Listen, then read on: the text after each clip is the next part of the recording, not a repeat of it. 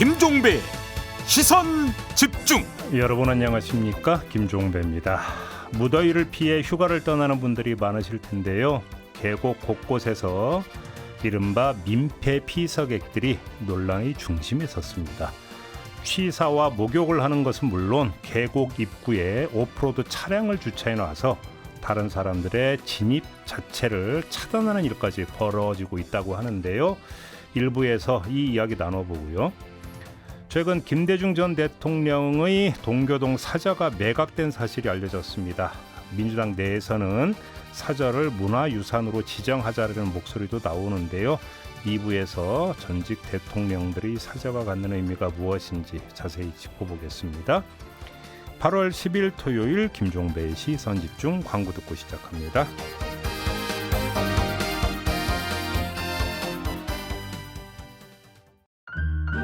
아침을 깨우는 이슈들 같이 들으실래요?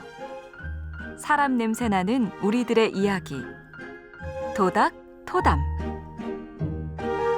네, 토닥토담 세 분과 함께합니다. 장윤미 변호사 모셨고요. 어서 오세요. 네, 안녕하세요. 네, MC 정원 모셨습니다. 어서 오세요. 네, 안녕하세요. 그리고 최민석 작가 모셨습니다. 어서 오세요. 네, 안녕하세요. 네, 오늘도 오디오 먼저 듣고 이야기 나눠보겠습니다.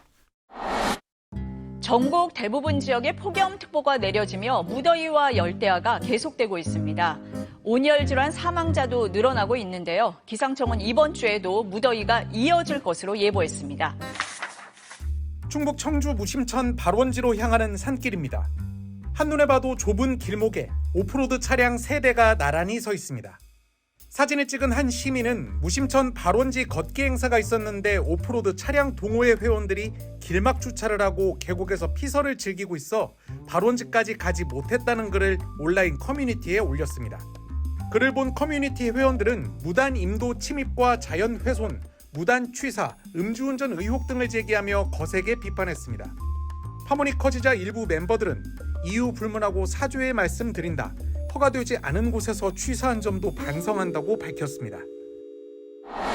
네, 철이니만큼 한번 첫 번째 주제는 피서, 휴가. 네. 이야기를 좀 한번 해보시다. 세 분은 휴가 안 가십니까, 그나저나? 저는 갈 예정 중에 있는데요. 경주를 가려고 하는데 이번 주 JB타임스를 듣는데 어떤 분이 사연을 주시기를 경주에 가족들이 놀러 갔다는데 살이 빠져서 오셨다는 사연을 듣고 이거 왔었어요. 네, 무더위에 예. 일단 겁을 먹었지만 그래도 문화유산이 많으니까요. 한번 즐겨보려고 합니다. 아이 데리고. 네. 우리 M장은 전 아직 계획 없습니다. 예. 계획 없어요? 네. 그래요? 그리고 최민식 작가는 저는 올해 폭염이 너무 심해서 네. 8월에 어디 움직이는 건 진짜 말씀하신 것처럼 오히려 피서가 아니라 더위 한복판으로 들어가는 것 같아서 나가면 그냥, 고생이다. 네, 8월은 그냥 실내에서 좀 버티고 책 읽으면서 버티고 네. 9월에 휴가를 떠나기로 계획을 잡았습니다. 9월에. 그러면 질문을 좀 바꿔보겠습니다. 그 무더위 극복 방법은 어떤 방법을 쓰시나요, 우리 최 작가님은? 저는 사실 이제 육체적인 더위도 굉장히 그 피하는 방법이 필요하지만 8월이 개인적으로 이제 심리적으로 그 열받는 일들 뭐 그런 일들을 잊어버리고 심리적으로 충전하는 시기라고 생각하거든요. 왜요? 그래서 이 한번 상반기가 결산되고 하반기를 준비해야 될 때 그러니까 육체적인 더위가 아니라 심리적인 더위를 좀 없애는 게 더 네. 중요한 일이 아닌가 싶어서 사실은 별로 안 다니고 카페나 뭐 집이나 이런 데서 좀 책 읽으면서 영혼을 좀 채우는 시간을 갖고 있습니다. 저는 맨날 욕먹는데 우리 촌철님들한테 가뜩이나 더워 죽겠는데 열받는 뉴스만 전한다. 네. 우리 M장은 그 비책이 뭡니까? 저는 그래서 이제 물에서 할 수 있는 레저 스포츠를 좀 배우고 있습니다. 오. 프리다이빙이라고 아무런 장비 없이 이제 물속 깊이 들어가는 걸 시작했는데 네. 그럼 이제 수영장에서 물속에서 시간을 보낼 수 있으니까 시원할 것 같아서 시작했다가 네. 일주일 만에 중이염이 걸려가지고 지금 병원 에어컨 맞으면서 피서하고 있습니다.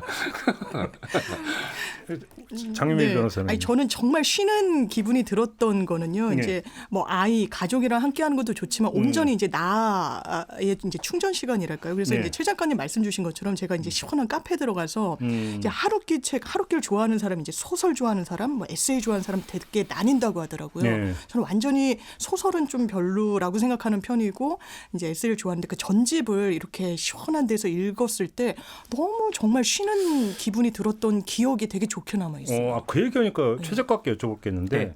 출판계에서는 가을은 독서의 계절 이런 얘기 하잖아요. 네. 근데 그게 아니고 책이 가장 많이 팔리는 계절이 여름이라는 얘기가 네. 있더라고요. 맞나요? 사실 가을은 독서의 계절 이거에 대한 말씀하셔서 얘기를 가을은 드리자면 놀러 가는 계절이죠. 사실은 독서의 그게 계절이 아니라. 좀 논란이 많습니다. 그러니까 뭐냐면 오히려 여름에 책이 많이 팔리는 이유가 더워서 어디 그 나다니기 싫어서 집에 있으면서 책을 보고 네. 가을은 나들이 가기 너무 좋은 계절이라 책은 뒷전이다. 뭐 이런 얘기가 좀 있던데. 그러니까 여름이 너무 더우니까 시원한 데에 들어가서 보통 이제 좀 여름에 남양 특집 영화를 보듯이 여름에는 추리 소설, 스릴러 소설이 맞아. 굉장히 인기를 끌고요. 공포물 싫어요. 책도 그래서 예전부터 이 가을은 독서의 계절이라는 건 사실 만들어낸 캠페인이거든요. 그렇죠. 그러니까 이게 예. 일각에서는 이게 일제 강점기 때부터 시작이 된.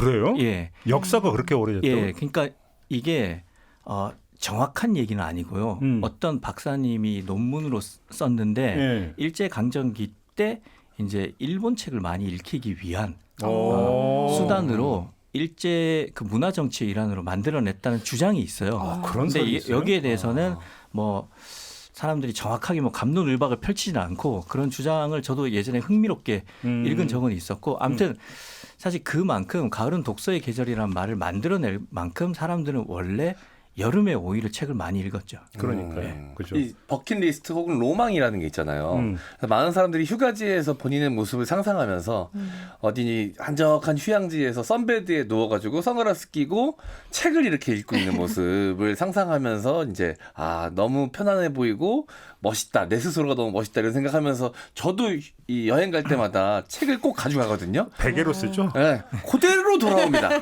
보통은 이 수영복에서 나온 물기에 젖어서 오죠. 그 물기에 젖으면 말라서 안 떨어지는 안 떨어져요. 꾸불꾸불해지잖아요. 저는. 근데 한 번도 펼쳐본 적이 없습니다. 독서와 휴가를 떼기가 어려운 게 사실 서구권에서 이제 역사적으로 좀 오래됐죠. 영국에서 옛날 빅토리아 여왕 때 자기 주변에 있는 그 고위 공직자들한테 3년에 한 번꼴로 한 달 남짓 독서 휴가를 줬어요. 그래서 섹스피어 책을 읽고 되게 선구적이었다. 네, 섹스피어 책 5편을 독후감으로 내라.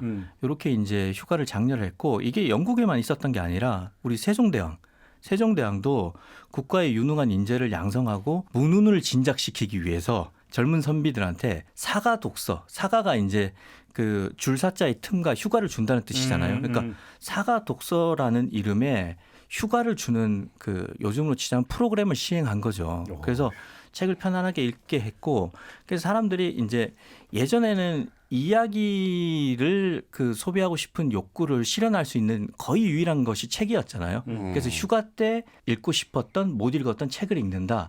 이게 하나의 공식처럼 성립됐는데 지금은 영국의 해변에서도 사람들이 책 대신 휴가지에서도 스마트폰을 보고 있다. 여기에 그렇죠. 대한 문제를 막 그렇네. 성토하는 기사들이 올라오고 있더라고요. 아무튼 지금까지 한 얘기는 북캉스잖아요. 네. 북캉스. 그죠? 북캉스죠. 네. 근데 저는 궁금한 게 한 번도 안 해봐서 궁금한데 호캉스 있잖아요. 호캉스. 네네, 호캉스. 네. 호텔에서 네.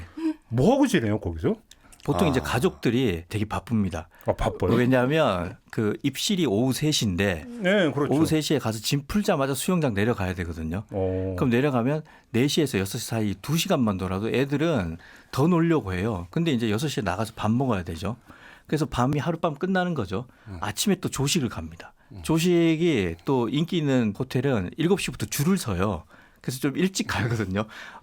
이게 마치 휴가도 굉장히 전쟁처럼 즐기는 한국인의 특징이긴 한데 네. 의외로 그 안에서 즐길 게 많기 때문에 그래요? 호캉스를 아이들이 있는 집은 굉장히 좋아하고요. 일단 수영장 네. 때문에 예. 독신들은 옛날부터 사실 그 책 읽으러 호텔에 간다는 그래요? 그런 사람들이 부족 많았어요. 같은데요. 그게 결국은 요즘 그래서 서점이랑 숙박업소를 같이 운영하는 데가 있어요. 있더라고요. 그런 데가 있어요? 예, 이게 뭐냐 북스테이라고. 그러니까 북스테이는 들어봤어요. 예. 그 객실 자체에 책이 많아서 거기 있는 책을 읽을 수도 있고 자기가 가서 원하는 책을 가지고 가서 읽을 수 있도록 책 읽기 좋은 책상과 책 읽기 편안한 그 친구가 딱 갖춰져 있는 네. 그런 곳들을 이제 북스테이라고 하는데 북스테이뿐만 아니라 뭐 도서관 가서 즐기는 휴가 이런 것도 유행하고 있죠. 대통령들이 항상 휴가 갈 때 그래서 대통령 도서 목록을 맞아요. 공개했었잖아요. 근데 저는 그것도 보면서 참 진짜 궁금했던 게 진짜 정말로 읽을까? 저 솔직히 그런 생각 해봤죠. 아니 이거 이렇게 많고 좀 어려운 것 같은데 이거 과연 다 읽나? 아니면 그러니까. 참모들이 이거 추려준 건가? 뭐 이런 생각은 좀. 추려주신다고 하더라고요. 그래요? 권수도 한 10권 정도 이렇게 추려가지고 이제 대통령한테 이렇게 보여드리면 대통령이 보고 그중에서 골라서 고르면 참모진들이 요약한 내용을 이렇게 전달한다고. 근데 진짜로 읽으시는 분도 계실 거고 요약한 내용만 보실 수도 있죠. 요약하면 네. 봐도 대단한 거죠. 뭐. 물론 이번 휴가 때는 대통령께서는 이제 늘 읽으시니까 굳이 공개 안 하셨지만 네. 좀 약간 바꿔서 그러니까 그런데 말고 그냥 전통적인 피서지 있지 않습니까? 네. 계곡. 해변, 계곡 이런 데서 전통적인 피서 문화에 대해서 한번 좀 얘기를 해봅시다. 네. 자, 어떻게 평가를 하시겠습니까? 일단 우리 선비들은 예전에는 옷을 많이 갖춰 입고 다녔어야 했잖아요. 그래서 탁족이라고 해서 발을 씻는 것을 일상생활에서 가장 즐겁게 즐길 수 있는 피서다. 그래서 당연히 이제 선비들이 몸을 노출하는 걸 꺼렸기 때문에 그냥 발만 물에 담그는 거죠. 근데 이 발이 온도에 민감하고 그중에서도 발바닥에 온 몸의 신경이 집중돼 있기 때문에 발만 물에 담가도 온몸이 시원하다 이렇게 생각을 했고 등산하고 내려오다가 네. 계곡물에 이제 등산하고 양말 벗고 발만 담궈도 피로가 그쵸. 많이 풀려. 계곡물은 그늘져서 특히 예. 차갑잖아요. 얼음장처럼. 예. 그래서 보면 그 조선 중기 이윤기 화백에 고사 탁족도라는 그림이 있습니다. 그런 것도 예. 있어요? 이것도 굉장히 유명하고 또 그 질풍이라는 말이 있어요. 질은 이제 빗질자고 바람풍자. 이게 바람의 빛을 붓는 바람을 빛으로 삼아서 머리를 빗는다 이런 뜻이거든요. 그러니까 옛날에 늘 상투를 틀었잖아요. 네. 그러니까 이게 너무 더우니까 상투를 풀어서 머리카락으로 바람을 빗는 질풍 이것도 오. 즐겼다고 했는데 요거는 이제 질풍은 시간이 좀 오래 지나면서 오랜 세월 객지에서 방랑하면서 고생한다 이런 뜻으로까지 확장되기도 했는데 원래는 아무튼 상투를 풀어서 바람으로 머리를 빗는다. 아니, 양반님들의 피서법. 예, 이런 뜻으로 쓰였죠. 그래요? 근데 우리가 이제 얘기하는 것이 이제 왁자지껄한 그죠? 음주와 고성방가가 오가는 이런 거 어떻게 생각합니까? 하나의 스트레스 해소로 좀 그래도 이해를 하고 좀 넘어가 줘야 된다라고 보십니까? 민폐라고 보십니까? 어떻게 생각하십니까? 완전 민폐죠. 왜냐하면 그래요? 최근에도 한 보도 채널에서 이제 나왔는데요. 네. 이제 계곡에 많은 분들이 요즘 이제 몰리는데 계곡 하류에서 이제 놀고 있는데 이 그릇이 둥둥둥둥 떠내려 오더라는 거예요. 이 밥 위에서 이제 밥을 먹고 또 고기 구워 먹는 것 자체는 금지된 건 아니지만 일단 숯불 제가 막 주변에 날리고 이러면서 다른 사람들이 굉장히 눈살 찌푸리고 아이고 좀 조용히 그리고 좀 남한테 패 끼치지 않게 놀아야 되는 거 아니냐 하고 좀 앞거는 일단 강물에서 목욕을 하는 두 남녀가 최근에 또 이제 온라인 커뮤니티 같은 데 올라와서 좀 논란이 됐었는데 샴푸까지 챙겨왔더라. 그 목격자들에 따르면 세면대구까지 가져와서 서로 뭐 등까지 밀어주더라. 뭐 이런 거라서 우발 저희 범죄가 옛날에 아니에요. 계획 범죄예요. 그래요? 아니 근데 저는 많이 인식이 나아지고 있다라고 생각하거든요. 예. 그래서 개선되어지고 있고 이런 사례는 굉장히 좀 극소수인데 워낙 이제 그런 것들이 여러 가지 매체를 통해서 소개가 더 많이 되다 보니까 과거보다 이런 것 좀 늘어나고 국민적 인식이 좀 떨어지는 건 아니냐라고 착각하게 만드는 것이지 옛날보다 나아졌다고 봅니다. 저 옛날에 저 어렸을 때 이제 계곡 놀러 가면 집안 살림 다 들고 갔거든요. 맞아. 고기 구워 먹는 건 기본이고요. 네, 맞아요. 네. 그리고 어딜 가나 쓰레기가 산처럼 쌓여 있었습니다. 근데 지금은 그런 모습 보기가 그렇게 쉽진 않거든요. 그래서 인식 개선은 많이 됐는데 이제 이런 것들이 SNS나 이런 어떤 보도 채널을 통해서 이제 소개가 많이 되다 보니까 그렇게 보여진 것 같습니다. 그래요? 그리고 또 요즘은 이제 레저 스포츠나 취미 활동 같은 것들이 다양해지면서 이 동호회 활동들을 많이 하시거든요. 근데 이 동호회들이 보면 주변의 의식 같은 것들을 신경 써서 조심하시는 분들도 있는데 간혹 좀 그런 게 부족하신 분들이 간혹 계세요. 얼마 전에 좀 화제가 되고 논란이 됐던 것도 이제 오프로드 차량 동호회. 예, 저도 살짝 활동을 했었는데 이분들이 이제 차량을 개조해가지고 산길을 차로 달리는 비포장 도로 그러니까. 네. 근데 굉장히 높은 산까지 올라갑니다. 그래요? 네, 차로요? 계곡길로 해서 가장 난이도가 높은 정말 차로 가기 힘들 것 같은 곳까지 차로 올라가면 실력이 좋은 걸로 인정받고 뭐 이런 동호회인데 그러다 보니까 깊은 산속을 항상 활동하다 보니까 사람이 안 오는 곳에서 주로 활동을 하세요. 이러다 보니까 약간 사유지처럼 느끼시는 분들이 있습니다. 자기 집인 줄 알고. 네, 왜냐하면 보통은 자기들만 거기서 활동을 하니까. 근데 이제 피서철이 되면 다양한 사람들이 그곳을 찾을 수 있게 되죠. 자, 그러면 이제 다른 사람들을 눈치도 좀 봤어야 되는데 그러지 못하셨나 봐요. 지난 4일 이제 온라인 커뮤니티에 사진이 올라왔는데 동호회 길막 정말 화납니다라는 제목의 글이었습니다. 충북 예술협회 동부창고에서 진행하는 무심천 발원지 걷기 행사가 있었는데 거기에 참여했던 작성자 A 씨가 이 사진을 올린 거예요. 길막을 하고 차를 오프로드 차량을 길게 늘어뜨려서 주차를 해놔서 이 행사에 참여한 사람들은 오히려 발원지까지 올라가기 힘들었다. 못 올라가는 사람들이 많았다. 그래서 동호 회원들이 어딨나 봤더니 바로 밑에 계곡에서 놀고 있길래 차를 좀 빼달라고 했더니 알아서 하시라. 라는 반응을 보였다라고 해서 이제 논란이 됐습니다. 그러면 좀 제한을 좀 좁혀가지고 우리나라에서는 보통 이제 피서철이 7말 8초에 몰리는 경우가 많잖아요. 네, 왜냐하면 애들 때문에.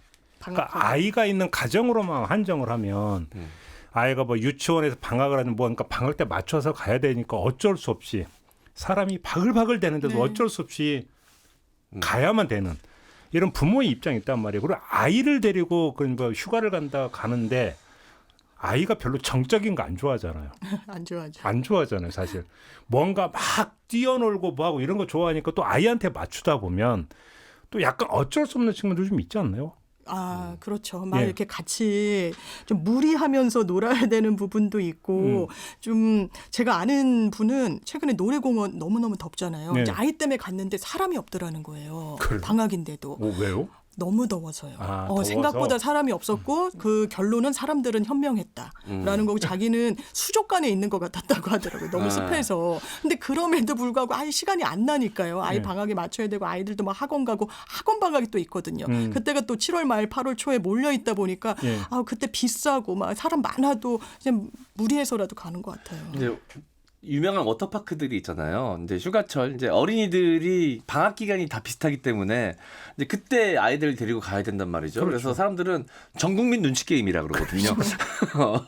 과연 그때 가족 단위의 이 휴양객들이 많이 올 것인가 말 것인가를 이제 항상 이제 눈치 게임 해가지고 갔는데 의외로 없는 경우들이 있어요. 변호사님 말씀대로 날씨가 덥거나 예. 사람들이 많을 거라고 생각해서 역으로 사람이 없는 경우들이 있거든요. 그래서 이제 전 국민 눈치 게임의 시작이라고 하더라고요. 그러니까 보통 이제 어린이날의 딜레마라고 어린이날이 되면 애 데리고 갈 데가 없다고 그러잖아요. 네. 맞아요. 왜냐면 어디나 전부 다 네. 붐벼가지고 네. 갈 데가 없는. 그러니까 피서 같은 경우도 결국은 보면은 이제 피서지라고 하는 것들은 너무나 제한되어 있고 거기서 사람들이 많이 몰리다 보면은 뭐 이런저런 어떤 일들이 빚어지는데 그래서 일정한 소란이라든지 뭐한 부분들도 발생을 하고 또 근데 정반대로 그렇기 때문에 민폐를 좀 조심을 해야 된다는 얘기도 같이 성립이 되는 거 그런 것 같아요. 이것이. 한쪽에 너무 몰려버리면서 나타나는 현상도 좀 있는 것 같긴 네. 해요. 요거는 이제 저학년에 해당하는 얘기인데요. 고학년으로 가면 이제 학과 수업을 많이 따라가야겠지만 저학년 같은 경우는 체험학습을 쓸 수 있거든요. 그렇죠. 예, 그래서 저희도 이제 오히려 너무 더울 때는 그냥 서울에 있고 9월에 이제 체험학습을 조금 쓰면서 휴가를 즐길 수 있는 그런 방법도 있고 그다음 오늘 이 주제를 한번 쭉 보면서 요것만 다루면 굉장히 우리 사회에 이제 민폐 피서객들이 많은 것 같은데 아까 M장님이 말씀하신 것처럼 그럼에도 불구하고 사회는 점차 나은 방향으로 가고 있거든요. 그렇죠. 저는 그걸 어디서 느꼈냐면 아까 그 오프로드 차량의 문제를 제기한 그 A 씨가 글 제일 말미에 이렇게 덧붙였어요. 그분들 개개인은 참 훌륭하신 분들이겠으나 동호회에서 종종 이러한 일이 일어나는 것을 보면 좀 더 성숙한 동호회 활동이 있었으면 어땠을까 하는 아쉬움이 있네요. 애정이 담겨 있어요. 그리고 앞서 그 계곡에서의 문제를 제기한 분도 제일 끝에 이런 말을 했어요. 관광객들이 조금 더 신경을 써서 놀아줬으면 좋겠다.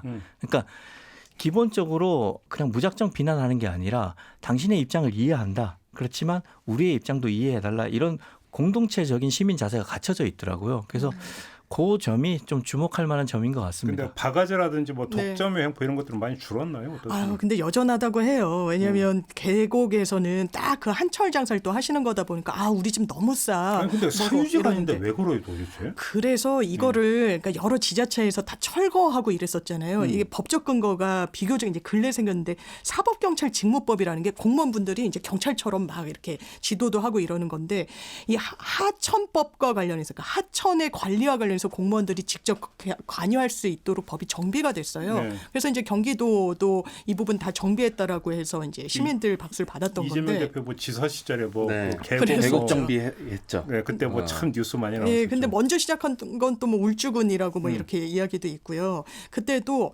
본인들 딱 그 허가받은 공간에서만 하는 경우는 거의 없었고요. 다 불법 점용 문제가 있었고 또 뭐 아예 허가받지 않은 식당들도 있었고 그래서 그거를 법적 근거에 따라서 다 이제 철거할 수 있었던 거죠. 이게 역사가 있더라고요. 바닷가나 계곡 누구 한 명의 개인 소유가 아닙니다. 그러다 보니까 이제 휴양객들이 많이 이제 몰리게 되면 그쪽에 이제 돈이 몰리는 거지 않습니까? 그러다 보니까 거기 자릿세나 이런 말도 안 되는 것들을 지역에 있는 예. 힘쓰시는 분들이 관리하던 시절이 맞아요. 있었어요. 예, 맞아요. 근데 그런 것들이 이제 정리가 되면서 지역 발전을 위해서 그러면 지역의 청년회나 마을 조직에서 관리를 해라 하고 지자체에서 이제 위탁을 맡긴 거죠. 예. 그러면서 이제 그 돈을 받고 렌탈비를 받고 이랬던 건데 이런 것도 이제 한철 장사다 보니까 이 바가지 요금이 생기기 시작한 거죠. 근데 이거를 법적으로 이렇게 제재할 만한 근거가 사실 좀 부족한 편이어서 제주도에서도 얼마 전에 유명 해수욕장에서 맞아요. 엄청나게 자릿세를 많이 받고 이러면서 문제가 되고 그러다 보니까 제주도에 대한 인식이 안 좋아져서 관광객 숫자가 급격하게 떨어졌습니다. 그래서 지자체가 적극적으로 나섰는데 하루아침에 해결하기가 쉽지 않다고 하더라고요. 그러니까요. 네. 뭐 주차비 받는 것도 있고 그러더라고요. 네네네. 정부에서. 그래도 이제 과거보다 많이 나아졌습니다. 과거에는 해수욕장 놀러 가면 이거 뭐죠? 파라솔이랑 이 돗자리를 돗자리 하나 엄청나게 깔면 5만 원이죠. 네, 비싸게 빌려주는데 그 막 누가 봐도 힘쓰시는 분들이 와가지고 이렇게 돈을 받는데 나는 우리 아빠가 세상에서 제일 힘도 세고 제일 멋있는 사람인 줄 알았는데 그 아저씨들 앞에서 작은 모습 보면서 되게 실망하고 충격받았던 기억이 있거든요. 알겠습니다. 자, 첫 번째 주제의 결론은 점차 개선되고 있다로 내리도록 하겠습니다. 이의 없으시죠? 네. 자, 잠시 전하는 말씀 듣고 두 번째 주제로 이어가겠습니다.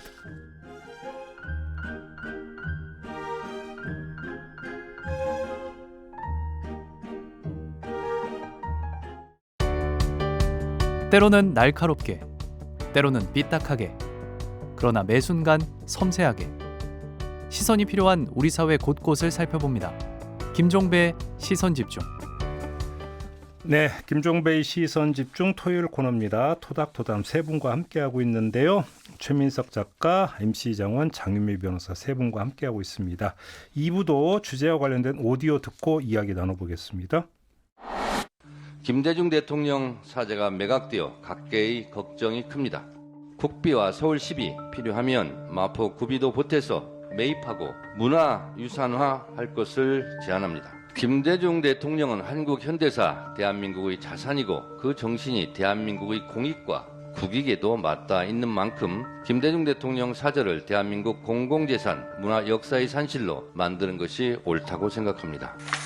일단 잘못 알려진 부분을 좀 바로잡자면 예? 그분은 동교동 집 건물을 부시거나 보도된 것처럼 카페로 만들거나 이럴 생각이 전혀 없고 그 건물을 세 단장 해가지고 예? 낡은 부분 세 단장 해서 그대로 두 분 어른께서 계셨던 공간을 보존을 해주겠다는 겁니다. 사실상 민간의 기념관이 되는 겁니다. 사람들이 와서 볼 수 있게 해주고.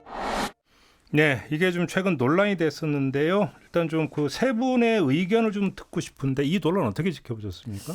너무 안타깝고 제 주변에도 이게 굉장히 좀 뭐랄까요 화제가 되더라고요. 네. 이걸 어떻게 해야 되냐, 방법이 이렇게 없는 거냐. 혹시 이게 뭐 서울시 또 경기도 이게 지자체가 또 당적이 있다 보니까 지자체장들이 네. 뭐 혹시 민주당 당적을 가진 경기도에서 또 뭐 해줄 수 있는 건 아니냐 뭐 이렇게 뭐 문의하시는 분도 계시고, 근데 그건 이제 법으로는 어렵긴 하더라고요. 그래서 이건 민주당의 정신이 아니라 이게 DJ라는 김대중 전 대통령은 대한민국에 이미 저는 평가하는 완료가 된, 그리고 역사적으로 당연히 기려야 되는 부분이 있기 때문에 이분이 거의 평생을 사신 곳이에요. 영국에 이 잠깐 나갔다 오기 전까지 계속 있었고 가택연금의 그 역사가 또 이런 부분을 그냥 개인한테 넘기는 게 맞느냐. 이건 좀 정부와 지자체가 좀 적극적으로 나서줬으면 좋겠다. 다른 분 생각은? 저도 많이 아쉽죠. 사실 이 김대중 전 대통령이 갖고 있는 뭐 이런 정파적 성격을 떠나서 대한민국의 민주화나 대한민국의 현대사에 있어서 굉장히 큰 의미가 있는 인물이기 때문에 네. 이분의 사절을 그대로 보존하고 계속 유지하는 것에 큰 의의가 있다고 생각하는데, 이제 현실적으로 그럴 수 없는 어려움들이 있다고 이제 가족분들은 얘기하시는 거지 않습니까? 근데 이 또한 어쩔 수 없는 역사라는 생각도 듭니다. 이 과정 역시 기록되겠죠. 이렇게 지킬 수 없었던 과정도 역시 가슴 아프고 아쉽지만 역사일 수밖에 없다라는 생각입니다. 그러니까 이 맥락을 보면 김홍걸 전 의원이 4년 전에 문화재 재정을 이제 서울시 공무원들한테 그 신청을 했잖아요. 예. 그것도 이제 서울시 공무원들한테 이제 권유를 듣고 신청을 한 거예요. 근데 이제 심사위원들한테 바로 거부가 됐는데 그 이유가 근저당이 잡혀 있었기 때문이다. 근데 근저당이 잡힌 이유가 김홍걸 전 의원이 상속세 17억을 내야 되는데 그걸 못 내서 국세청에 그럼 내가 5년에 걸쳐서 납부를 하겠다 이렇게 하니까 국세청이 이 집을 근저당 잡은 거거든요. 그러니까 서울시에서는 그러면 근저당이 잡혀 있으면 우리는 이거 문화재 지정을 할 수 없다. 자, 그러고 나서 이제 다 팔리고 나니까 지금에 와서 문제 삼고 막 논란이다 하고 사실 소잃고 외양간 고치는 격인 거죠. 근데 서울시와 국세청이 그렇게 협의를 아예 할 수 없는 기관인가? 어차피 물론 지방자치 시대지만 네. 시와 국가가 협의를 할 수도 있는 건데 그래서 이 중요한 사안에 대해서 우리가 그때 당시에는 별로 중요하게 여기지 않고 시간 지나서 이제 사람들의 관심이 쏠리니까 이제 와서 문제라고 얘기하는 것도 저는 문제라고 생각을 합니다. 그러면 좀 논점이 두 가지가 있는 것 같은데요. 좀 일단 하나하나 일단 좀 보죠. 첫째는 이 동교동 사저가 문화유산으로서의 가치를 갖고 있느냐. 일단 이걸 좀 먼저 짚어야 될 것 같은데 어떤 사람들은 이런 얘기를 합니다. 박근혜 사저, 이명박 사저도 개인한테 팔리지 않았느냐. 근데 DJ 사저는 또 뭐가 다르냐 이렇게 주장하는 사람들도 있습니다. 이런 어떻게 생각하십니까?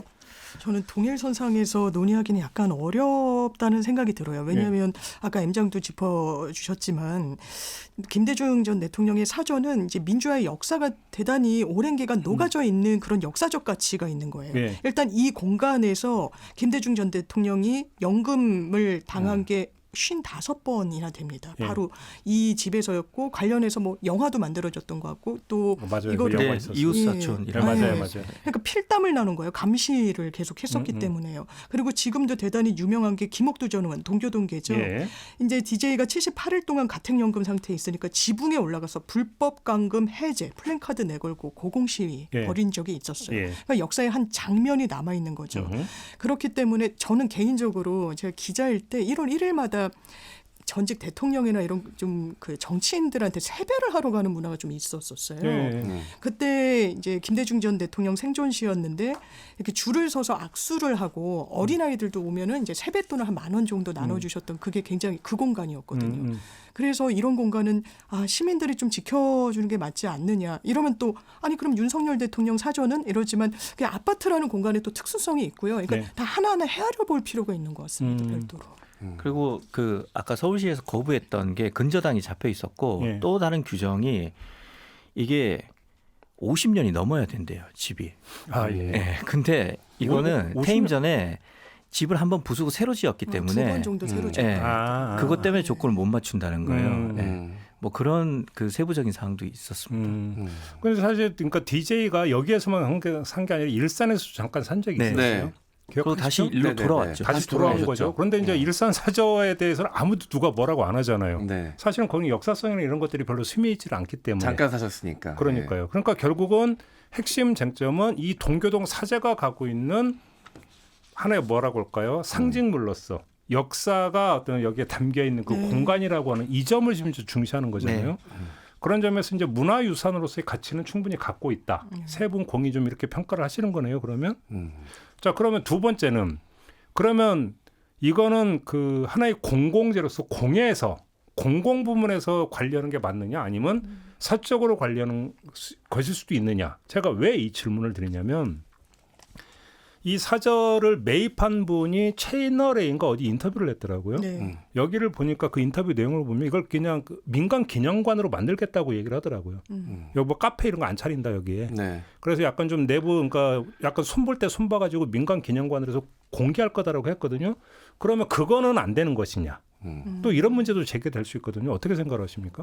아마 불신하는 것 같아요. 지금도 이제 계속 카페가 되는 게 아니냐라는 보도가 계속 나오기 때문에 네. 그게 어떤 뭐 문서화된 조항이 있는 것도 아니고 법으로 보장된 것도 아니고 지금 그 개인 사업자의 말뿐이잖아요. 사유물이니까 나중에 뭐 네. 변심할 수도 있는 거고. 그 사실 그분이 다른 용도로 바꾼다고 해도 뭐라고 얘기할 수 있는 권한이 우리한테는 없는 거죠. 예. 돈을 주고 샀으니까. 예. 그렇기 때문에 그 불안 때문에 이런 비난이 많은 게 아닌가. 그러면 결국은 공공 부문에서 이거는 맡아야 된다. 그렇죠. 그래야 시민들이 안심할 수 있다는 거죠. 그러니까 김홍걸 전 의원도 오히려 이 매수자는 나한테는 독지가 같은 느낌이고 나한테는 도움을 주신 분이다. 이거를 처분하려고 세금 계속 독촉을 받아서 나는 처분을 안 할 도리가 없었고 네. 이걸 잘 보존해서 시민들한테 개방도 한다라고 해서 이제 협의가 됐던 거다라고 이야기를 하는데 그 부분은 제도나 어떤 법적으로 강제할 수 있는 건 전혀 아닌 거야. 이 개인에게. 그리고 인근 부동산 그 관계자들 인터뷰 또 내용을 보면 이 집이 한 100억 정도 한다는 거잖아요. 그러면 이 매수자들이 가족이라는 거예요. 3명 명의로 됐는데 한 공간에 살고 있는 걸 이제 그 등기부 등본으로 보면 가족이고 김홍걸 전 의원도 가족이라 그랬는데 그런데 근저당을 상당히 많이 받고 샀더라고요. 한 80-90% 정도를. 네. 그러면 그 정도 대출이 나오면 아마 은행에 단순 거주 내지는 이런 문화공간으로 설명하지 않았을 거다라는 이야기도 나오더라고요. 이 어떤 상업공간으로 활용했기 때문에 은행 대출도 용이했던 거 아니냐라는 이야기가 나오고 본인한테 또 매수자들이 나중에 사정이 변경됐을 때 이것을 다른 어떤 수익 창출 공간으로 활용하는 것 자체를 비판은 할 수 있겠지만 법적으로 막을 수는 없기 때문에 대단히 유동적인 상황이 된 건 맞죠. 네. 그래요. 이 문화재의 기본적인 본질이 계속 지속 가능성 있는 보존이 가능해야 되는데 개인 소유가 되면 이걸 누구도 담보할 수 없잖아요, 사실. 지금이야 이제 이 매입하신 분께서 그 전혀 변형 없이 그대로 보존하겠다라고 얘기하지만 그분의 후손들의 생각은 또 어떻게 될지 우리가 예측할 수 없는 부분입니다. 예. 근데 그 개인 재산이기 때문에 나중에 뭐 개인 사정에 의해서 용도를 변경하겠다고 하면 사실 뭐 아쉬울 수 있지만 그걸 누구도 뭐라 할 수 없죠. 그 부분이 가장 좀 아쉬운 것 같습니다. 네. 근데 그럼 약간 요건 좀 격가지 이야기는 합니다만 김홍걸 전 의원의 항변 중에 하나는 아니 이거 사정 다 알고 있었는데 뭐 지금 위해서 목소리 높이는 정치인들 네. 과정에서 전화 한 통 한 적 없다. 근데 이제 와서 왜 그러느냐. 그래서 제가 소 읽고 외양간 고치기라고 얘기한 거죠. 이건 어떻게 네. 평가하십니까? 그러니까 이게 이제 뭐 민주당 내부의 문제이긴 한데 네. 그때 이제 김홍걸 의원이 뭐 다 찾아가서 연락도 드리고 의논도 했다. 근데 그때는 내부에 얘기가 돌아도 본인에게 전화 한 통 없고 심지어 지금도 언론에서 인터뷰를 뭐 박지원 의원은 전 재산을 털어서라도 그걸 되찾는 데 노력을 하겠다라고 하는데 김홍걸 전 의원의 말로는 그렇다면 여기에 대해서 가장 잘 알고 있는 본인이나 이걸 산 그 3명인데 대표가 박모 씨예요. 네. 박모 씨한테 연락을 해서 상의를 해야 될 텐데 우리 쪽에 상의가 전혀 없다. 그래서 실질적으로 구체적으로 행하려고 하는 의지가 잘 보이지 않는다는 의구심을 갖고 있는 거죠. 지켜보는 사람들도 워낙 김대중 전 대통령이 가지고 있는 상징적인 의미가 크기 때문에 네.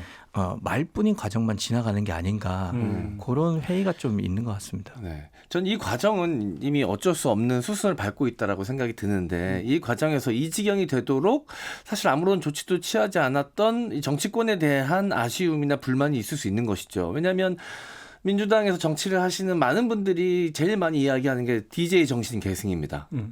말로는 그렇게 이야기하면서 DJ를 이용해놓고 정작 중요한 이렇게 우리가 꼭 지켜야 될 가치에 대해서는 움직이지 않았던 것 아니냐라는 의혹이 생기는 것이죠. 자신들의 정치에 이용하기만 하고 이점만 빨아먹고 정작 아무것도 하지 않았다. 이런 비판을 받을 수 있는 것이라고 생각합니다. 그런데 저는 이런 점은 있는 것 같아요. 이게 약간 가족 싸움처럼 됐던 게 있거든요. 이 사저가요. 원래 이희호 여사의 단독 명의였어요. 네. 그래서 유언을 남겼었습니다. 그 당시에 뭐라고 했냐면 이걸 지자체나 후원회에 이제 좀 넘기고 그래서 보존이 되도록 하고 거기에 따른 대금을 수수하게 되면 삼형제가 나눠라라고 했는데 이 유언이 대단히 민법상 요건이 엄청 엄중하거든요. 근데 요건을 못 갖춘 거니까 무효가 된 거예요. 네. 그래서 이제 계모자지간이라는 표현을 쓰는데 계모자지간에는 상속이 이루어지지가 않습니다. 친자한테 자동 상속이 되는 거예요. 그래서 이희호 여사 단독 명의로 됐던 건 삼남 김홍걸 전 의원한테 단독 상속이 된 거예요. 이 과정에서 형제들 간에 좀 분란이 있었거든요. 그러니까 외부인이 아무리 정치인이고 동교동계다 뭐 DJ의 정신 기린다라고 하지만 좀 직접 관여하기는 좀 조심스러운 부분이 있지 않았을까라고 생각합니다. 아무튼 법적으로만 따지면 이미 매각은 끝났고 네. 명의가 바뀌었고 네. 사들인 사람이 팔 생각이 없으니까 방법이 없는 거예요. 할 수가 없어요. 어떻게 네. 뭐 해볼 도리가 없는 거예요. 예. 그렇죠? 일단 그렇죠. 중간 정리를 하면 그다음에 그러니까 이 그 매수한 사람이 지금 뭐 언론 인터뷰에서는 그러니까 뭐 기념관으로 만들겠다라고 한다면 네. 그러면 그 동교동 사저가 가지고 있는 역사적 의미라고 하는 것들이 훼손되는 것이냐? 이게 좀 마지막으로 점검이 돼야 될 것은 어떻게 생각하십니까? 기념관을 만약에 그 매수한 사람이 이야기한 대로 약속을 지킨다면 매수자의 선의와 네. 매수자의 현명한 운영 방식에 저희는 기대를 걸 수밖에 없는 상황인 거죠. 예. 그렇다. 알겠습니다. 이제 지금부터는 얘기를 좀 넓혀서 동교동 사저로 한정하지 말고 네. 보통 그 전직 대통령들에게 두 가지가 있습니다. 하나는 생가, 태안왕제. 네. DJ 같은 경우도 하이도 생가는 지금 보존되고 있지 않습니까? 네. 그러니까 생가가 있고 그다음에 사저가 있어요. 네. 자 여기서 생가든 사저든 그것이 보존되고 관리되고 하나의 문화유산으로서 관리되는 경우가 많이 있나요, 우리나라에서? 거의 대부분 매각된 경우가 많더라고요. 그래서 그러니까요. 제가 알아보니까 네.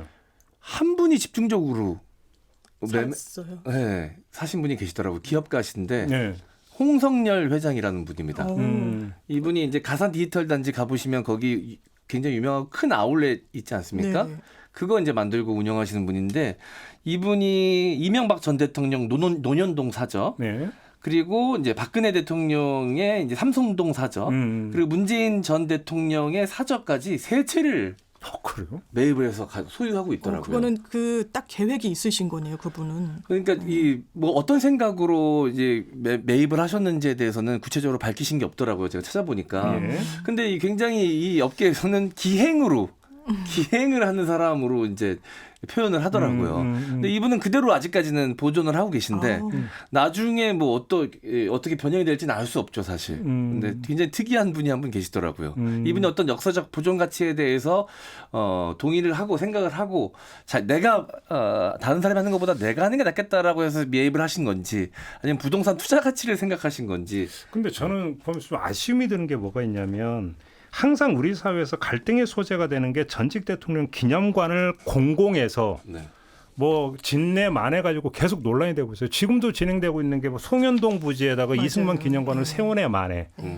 이 논란이 계속되고 있는데 저는 이게 사저 보존과 기념관 건립이 왜 별도로 가야 되는지 솔직히 좀 잘 모르겠어요. 예를 들어서 그러면 사저를 보존하면서 그것이 하나의 기념관적 성격을 띠면 그냥 다 해결이 되는 거잖아요. 네네. 굳이 기념관까지 안 만들어도 된다. 그러니까요. 사실 어찌 본다면 사저가 예를 들어서 뭐 전직 대통령을 한정을 한다면 전직 대통령이 되기까지의 과정이 공간적으로 가장 고스란히 보존되어 있는 게 사저잖아요. 네. 그럼 거기서 기념관 기능과 같이 하면 그게 제일 좋은 거 아닌가요? 사실 그 이제 반대쪽의 비판 여론도 그겁니다. 그러니까 연세대 김대중 도서관이 사실상 김대중 기념관 같은 역할을 하고 있거든요. 네네네. 가면 이제 김대중 전 대통령의 업적이라든지 생애라든지 관련 자료들이 많이 전시가 되어 있고, 네. 일단 일반인들이 생각하는 책을 읽는 그런 1차적인 목적의 도서관이 아니에요. 그런데 이 DJ 사저가 팔린 것에 대해서 그렇게 문제 삼고 뒤늦게 공공사저로 바꿔야 되느냐, 이미 있는데 라는 문제 제기가 있고, 사저의 역사를 쭉 보면 박정희 전 대통령, 윤보선 전 대통령, 이승만 전 대통령 이 세 분의 사저가 현재는 문화재나 사적 혹은 기념물로 지정이 돼 있는 상태죠. 아니 그러니까 상암동에 보면 박정희 기념관이 있어요. 있죠. 네. 네네. 근데 저는 도대체 이 상암동에서 박정희 기념관을 지어서 기려야 되는 도대체 이유가 뭐냐? 좀 생뚱맞은 느낌이 늘 있죠. 지나면서도. 좀 한산하더라고요. 저 한번 보러 가려고 그랬는데 그때는 문이 닫혀서 못 갔었는데. 그러니까요. 네.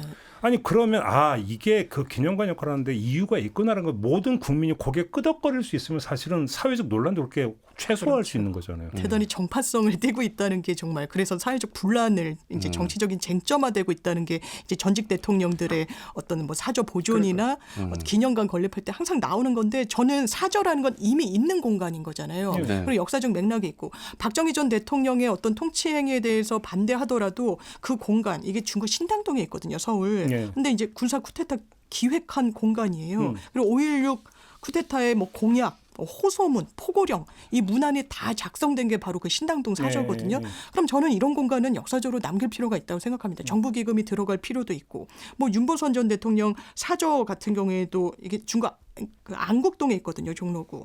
거기에 대해서도 정부 자금 들어가가지고 어쨌든 제2공화국 탄생의 장소다. 상징적인 공간이다라고 해서 보존을 하고 있어서 이미 만들어진 공간을 굳이 훼손할 필요는 없을 거다. 예, 그런 생각이 듭니다.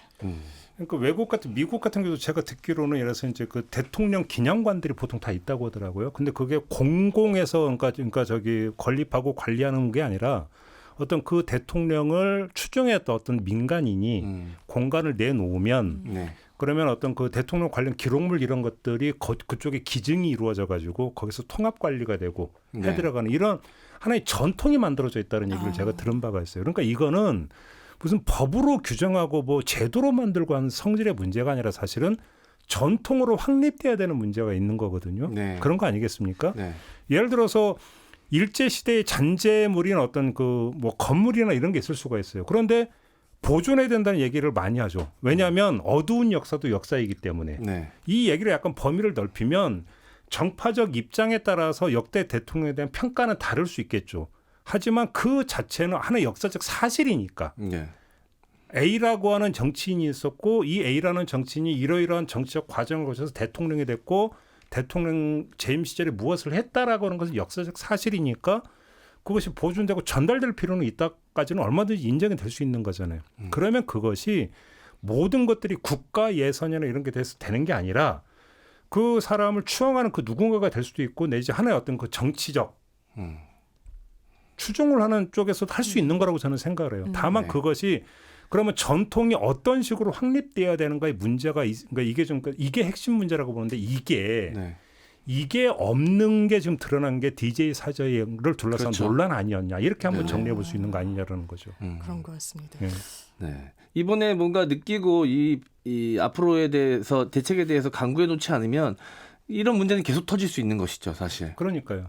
이게 그러니까 결국은 전통이라고 하는 것은 서로가 노력해서 만들어가는 거지 누가 이렇게 하라고 명령하는 것도 아니고 규정하는 것도 아니거든요. 맞습니다. 그래서 유인태 전 사무총장도 그런 얘기를 하더라고요. 본인은 이걸 뭐 정부에서 아주 뭐 계획을 세워서 매입하거나 이런 방향이 아니라 왜냐하면 또 민주 진영에서는 뭐 박정희 전 대통령 동상 세우거나 뭐 이런 부분에 대해서 엄청 반대를 하잖아요. 이게 돌고 도는 부분이 좀 있는 거 아니겠느냐. 왜냐하면 진보 보수 각 진영의 각 대통령에 대한 평가가 특히나 지금과 같은 정치 지형에서 너무 엇갈리다 보니까 이걸 세금으로 정부 지원금으로 하다 보면 분쟁이 정말 꼬리표처럼 계속 돌고 돌다 보니까 말씀하신 대로 이게 문화로서 이게 보존 가치가 있다고 생각한다면 뭐 독지가의 도움을 받든 어떤 다른 방식을 택하든 보존을 하는 그 강론에 대해서 고민을 꼭 이제 정부를 중점에 두지 않더라도 좀 해볼 시점이 됐다 이런 생각이 듭니다. 그러니까요. 보통 세계적인 문호 이런 사람들이 보면은 생각, 사회가 보존되는 경우 되게 많잖아요. 그래서 이제 대문호가 어떤 집필을 했던 책상이나 뭐 서재 공간 이런 것들이 다 보존이 되고 그리고 관광 코스가 되고 그래서 우리는 상상을 하잖아. 톨스토이가 여기서 머리 쥐어짜면서 이걸 썼구나. 이런 걸 상상하는 것처럼 정치인의 공간도 그렇게 한번 활용해 볼 수 있는 거잖아요, 사실. 아무튼 그럼에도 불구하고 공통되게 좀 일단 도출되는 의견은 보존은 필요하다.